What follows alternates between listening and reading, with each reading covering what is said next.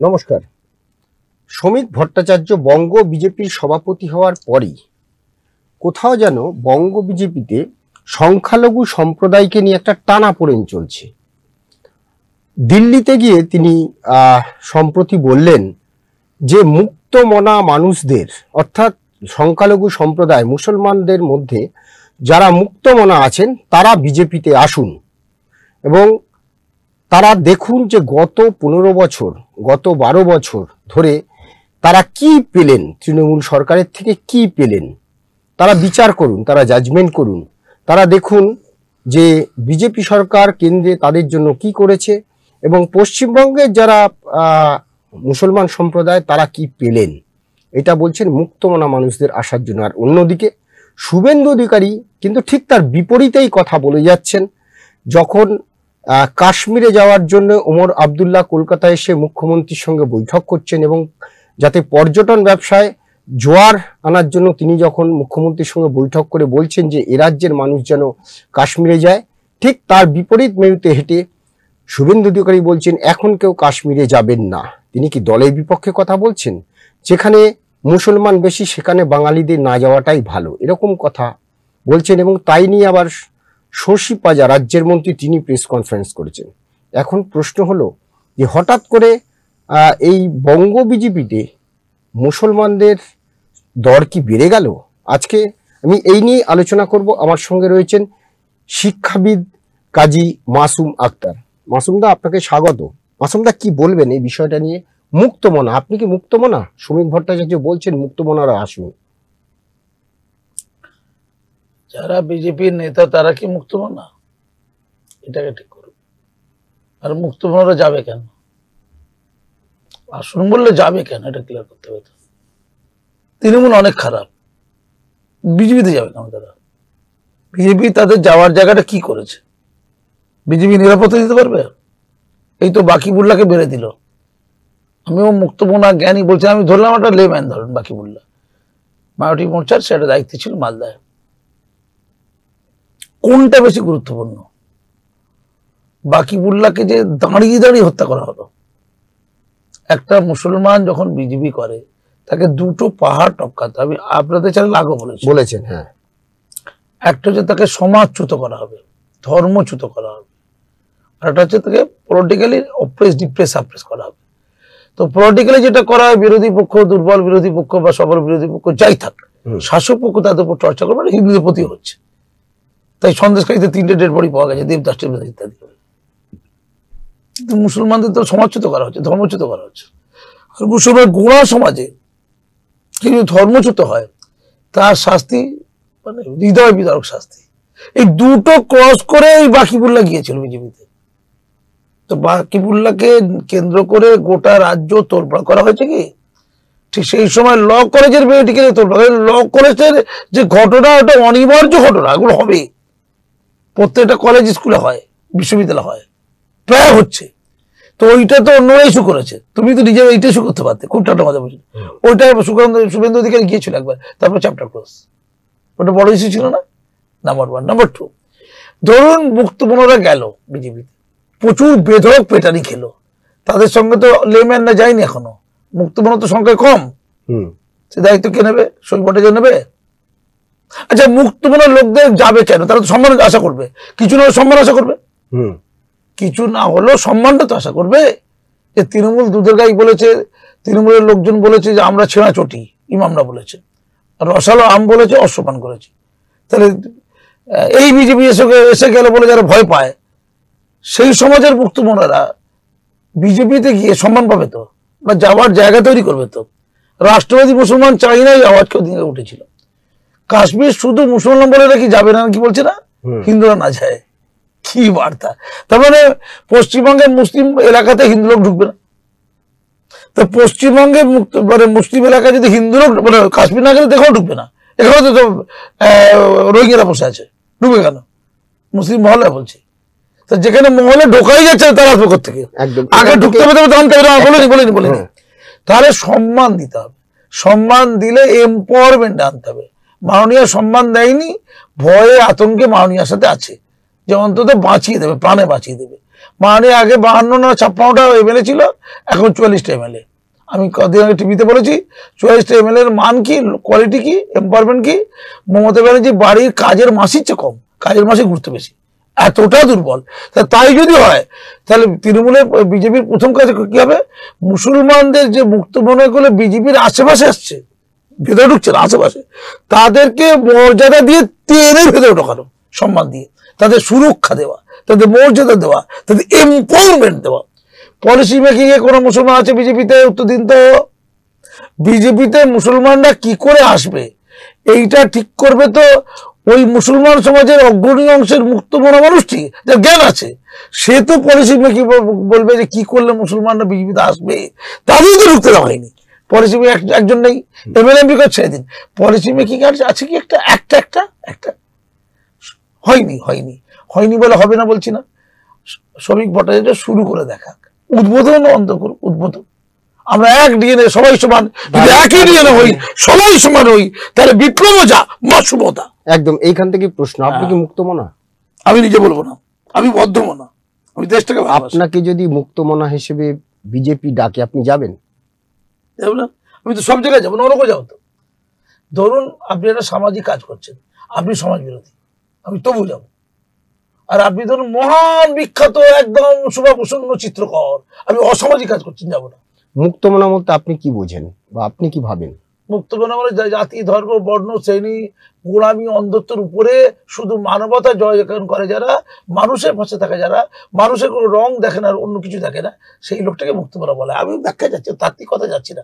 আমার বক্তব্য, কেউ কেউ বলছে আমি রাষ্ট্রপতি বলতে হয় নাকি? এখানে নিজের মুখে এসব কথা বলার দরকার নেই। আমি কাজী মাসুম আক্তার কি করে দেখিয়েছি, বিজেপি দলে যারা নেতা মাথা ত্রাতা যা করে দেখাক, আমি যেটা করেছি ওইটুকু করে দেখাক। দেশ মাতার প্রতি ভালোবাসা, মুখে নয়, ভারত মাতা কি জয় বলি চুরি করতে যাচ্ছে, মূল্য আছে? ভারত মাতা কি জয় একজন মাথা পাঠিয়ে দিল, ভারত মাতাকে ভালোবাসা থেকে, তারপর তার পাশে নেই। ভারত মাতা কি খুশি হবে? উলাঙ্গার বলে ভারত মাতাদের। ওই জন্য শামসেরগঞ্জ হয়, আর ওই জন্য ওই মহেশতলা হয়। শামসেরগঞ্জ এরা বলছে সংখ্যালঘুদের উস্কানি দিয়েছে, তোষণ করতে, কোথাও গিয়ে 30%, তোরা তো 70%, তোরা কোথায় আছিস? মানে 30%, 70% এমন ভয় দেখিয়েছে, শামসেরগঞ্জ থেকে নদী টপকে মারদৌড় মালদা থেকে মুর্শিদাবাদ। কি ভাই, এরকম দুনিয়া দেখেছে না? হ্যাঁ, আপনি যেটা বলছেন, আমি বলছি যে এই যে শ্রমিক ভট্টাচার্যের ডাক যদি আপনাকে ডাকে, আপনি কি উপেক্ষা করতে পারবেন মুক্তমনা হিসেবে? একটা কথা বলি, বিজেপি হোক, কংগ্রেস হোক, সিপিএম হোক, কোনোটাই আমার কাছে আলোচ্য বিষয় নয়। আমার কাছে আলোচ্য বিষয় হচ্ছে একটা দল ছিল 34 বছর, তারা ঠিকঠাক চলেনি, তাকে সরাতে হবে, সরিয়ে দিয়েছে মানুষ, এটা দরকার ছিল। একটা দল রয়েছে 14 বছর 13 বছর, তারা কি করছে রাজ্যবাসী প্রত্যেকে জানে, আর আমি শিক্ষা জগতের মানুষ, আমার বুক ফেটে যাচ্ছে। ফলে একটা পরীক্ষামূলকভাবে অন্য একটা কাউকে আনতে হবে, কিন্তু অন্য যে আসবে সেখানে ভালো লোক থাকতে হবে, চোরচিডিং বা ছাচর নয়। সেই অন্য বিকল্প আসার জায়গাতে এখন সিপিএম নেই, কংগ্রেস নেই, বিজেপি আছে। সেই বিজেপি কিছু ভালো লোককে নিয়ে বিজেপিকে টেস্ট করে যেতে পারে, তো তারা মুক্তি দেবে কি, এইটুকু তো করে যেতে পারে। বিজেপি মুসলিম মোল্লাতন্ত্রকে উস্কানি দেবে না, আমার তো মোল্লাতন্ত্রের বিরুদ্ধে জেহাদ আছে। তো বিজেপি যদি মুসলিম মোল্লাতন্ত্রকে উস্কানি না দিয়ে অন্তত নিরপেক্ষ থাকবে, কিছুই করলো না, নিরপেক্ষ থাকবে, আমরা যা করে নেবো, বাকিটা কাজী মাসুদ করে নেবে যা করে, তাহলে কিন্তু জাতিটা বাঁচে, অন্ধত্ব থেকে বাঁচে, কুসংস্কার থেকে বাঁচে, এই গোড়ামি থেকে বাঁচে। মুসলমান মানে খারিজি মাদ্রাসা এ থেকে বাঁচে, মুসলমান মানেই হচ্ছে আইআইটি, মুসলমান মানেই হচ্ছে মেডিকেল কলেজ, এটা হবে আর কি। এইটা করার জন্য যদি বিজেপি কোনোভাবে মুসলমান সমাজকে সাহায্য করে, ওয়াকাফ যে লুট করে দিয়েছে, ওয়াকাফ মানেই লুট, আর লুটের পেছনে মোল্লারা, যদি এরকম হয় মুসলমানদের লাভ না লোকসান। আমি এই জায়গাটা গেছি, এই যে ওয়াকাফ যে আইন, মানে সংশোধনী আইন যেটা করা হলো, আপনি কি এটাকে সমর্থন করছেন? দেখুন ভাই, পশ্চিমবঙ্গে 3 কোটি মতো মোল্লা আছে, মুসলমান আছে। আমি মুসলমান বলি না, আসলে মুসলমান নয়, এরা মোল্লা।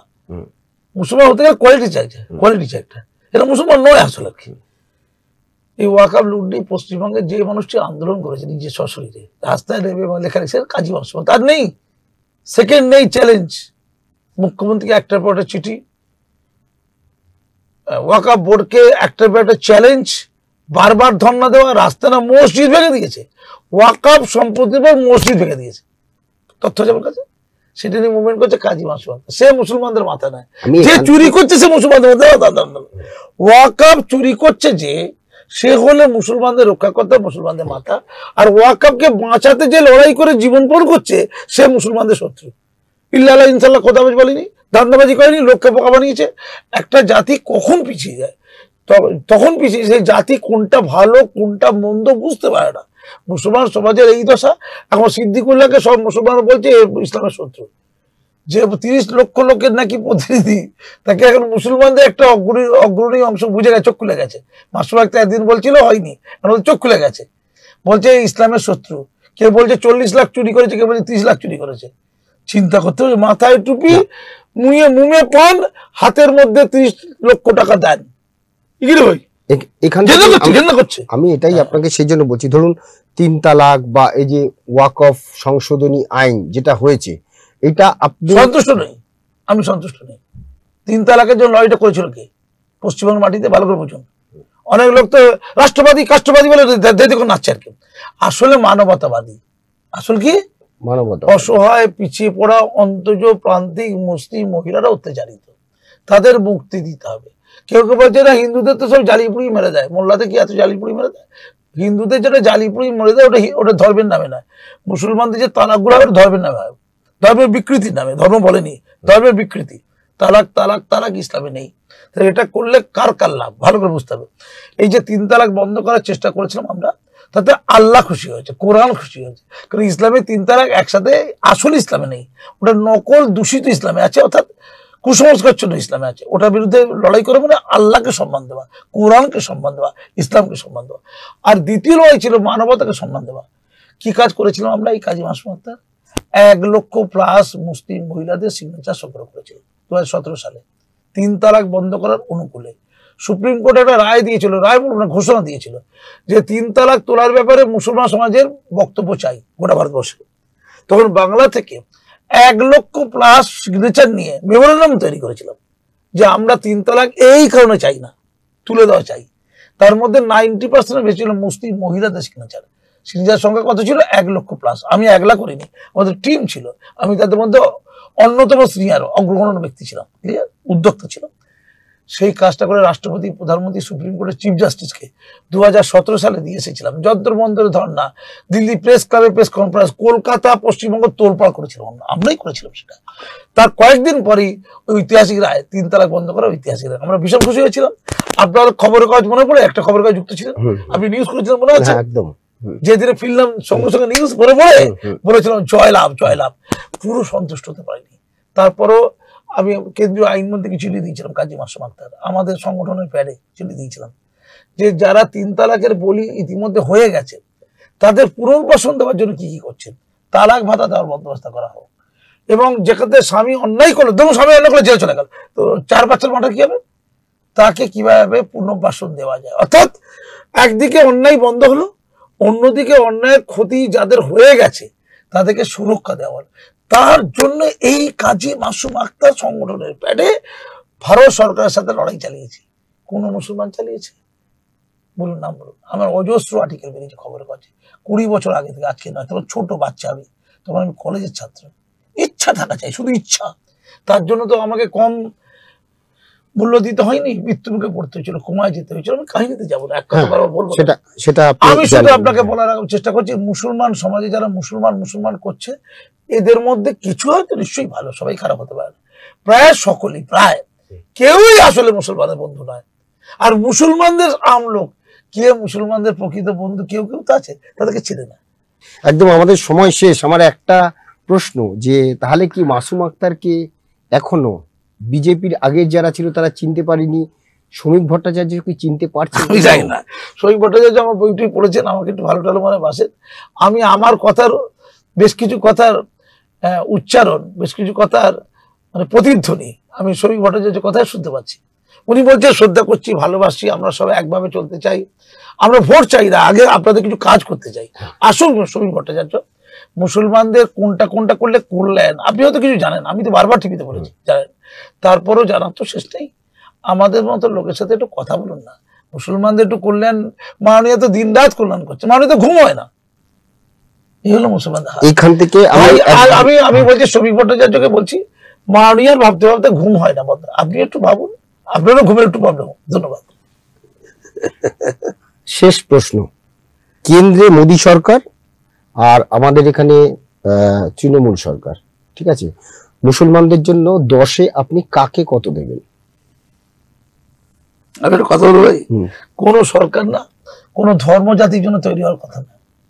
মুসলমানদের সরকার কেউ না, তৃণমূলও নয় আর বিজেপিও নয়, হওয়ার কথাও না, বাঞ্ছনীয় নয়।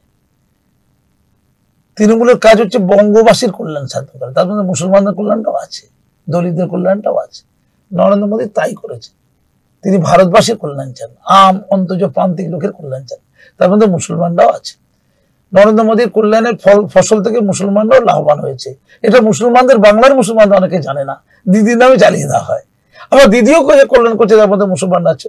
বাবেরা যে কল্যাণ করেছিল ভূমি বন্দোবস্ত, তার মধ্যে মুসলমানরা প্রচুরভাবে লাভবান হয়েছিল। কারণটা কি মুসলমান তোষণ করেছিল? না, মুসলমানরা আর্থিকভাবে ক্ষমতায়নের দিক দিয়ে পিছিয়ে ছিল, মানে জমি জায়গা তাদের কম ছিল, যাদের জমি জায়গা নেই তাদেরকে দেওয়া ছিল ওই ভূমি বন্দোবস্তের মাধ্যমে।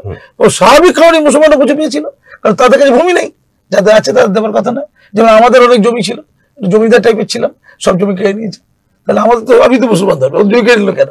ওটা ছিল পদ্ধতি। ফলে আমি পরিষ্কার করে বলছি, মুসলমানদের কল্যাণ একটা জনজাতি হিসেবে কল্যাণ। তাদের হয়েছে কি, তাদের চাকরিতে কত পার্সেন্ট বুঝে নিন, শিক্ষায় কত পার্সেন্ট বুঝে নিন, তারা IAS IPS থেকে আরম্ভ করে বড় বড় জায়গায় কত পার্সেন্ট বুঝে নিন, তাদের সাংস্কৃতিক উন্নয়ন বুঝে নিন, তাদের স্বাস্থ্যের উন্নয়ন বুঝে নিন, তাদের এলাকার পরিবেশ পরিস্থিতি উন্নয়ন বুঝে নিন, আর তাদের ক্ষমতায়ের উন্নয়ন বুঝে নিন। ধন্যবাদ। আমরা দেখব যে শ্রমিক ভট্টাচার্য নিশ্চয়ই আমাদের এই আলোচনাটা দেখবেন, দেখে এবার তিনি ঠিক করবেন। তিনি তো মুক্তমনাদের ডাক দিয়েছেন, এমন একজন মুক্তমনাকে শ্রমিক ভট্টাচার্য ডাকেন কিনা, নজর আমাদের সেদিকে থাকবে। সবাই ভালো থাকবেন, নমস্কার।